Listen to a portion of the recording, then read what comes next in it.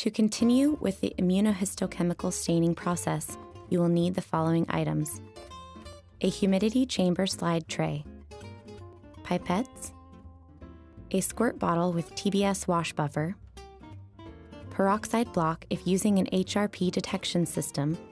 If using an alkaline phosphatase detection system, peroxide block would be replaced by levamisole. Primary antibody, high-def two-step polymer detection system, DAB chromogen with buffer, hematoxylin, mounting medium and cover slips. Fill the base of the slide tray with water and place on a level surface area such as a counter. This serves as a humidity chamber to prevent reagents that are incubating on the slides from evaporating and drying out the slides. Pour 200 milliliters of peroxide block into a tissue well. Take the rinsed, pre-treated slides and submerge them in the peroxide block for 10 minutes. This step quenches any endogenous peroxidase enzyme in the tissue to prevent it from reacting with the chromogen that will be applied later in the process. Rinse the slides with TBS wash buffer and wipe away any excess liquid from the slides.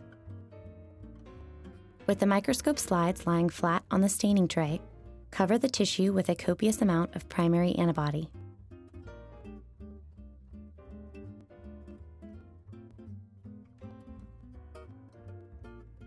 Cover the staining tray and allow the antibody to incubate for 15 to 30 minutes. When the primary antibody incubation time is complete, rinse the slides with TBS wash buffer and wipe away excess liquid from the slides. With the microscope slides lying flat on the staining tray, cover the tissue with a copious amount of high-def detection amplifier. Cover the staining tray and allow the amplifier to incubate for 10 minutes. When the high-def amplifier incubation time is complete, rinse the slides with TBS wash buffer and wipe away excess liquid from the slides. With the microscope slides lying flat on the staining tray, cover the tissue with a copious amount of high-def detection polymer. Cover the staining tray and allow the polymer to incubate for 10 minutes. When the high-def polymer incubation time is complete, rinse the slides with TBS wash buffer and wipe away excess liquid from the slides.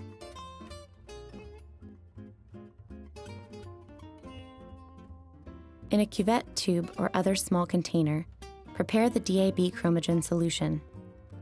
This is done by adding 1 drop of DAB chromogen substrate per 1 milliliter of DAB buffer and then mixing thoroughly.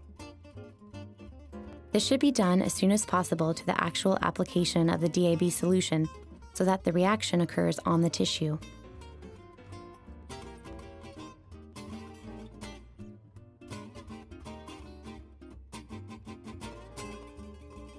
With the microscope slides lying flat on the staining tray, cover the tissue with a copious amount of DAB chromogen solution. Cover the staining tray and allow the chromogen to incubate for 3 to 10 minutes, depending on desired intensity.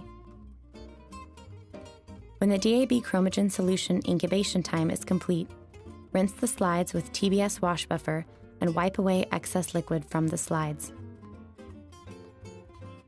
In order to achieve the proper visualization of the immunostain, a counterstain must be applied to help give definition to the cellular morphology and nuclear visualization. This is most commonly accomplished with hematoxylin. With the microscope slides lying flat on the staining tray, cover the tissue with a copious amount of hematoxylin. Allow the hematoxylin to incubate for 1 minute and then rinse thoroughly with TBS wash buffer. The immunohistochemical stain is now complete, and the slide is ready to be cover slipped. To cover slip a slide that was stained with a permanent chromogen such as DAB, run the stained slide through grated alcohols for 10 minutes each, and then through 3 changes of xylene or a xylene substitute for 10 minutes each.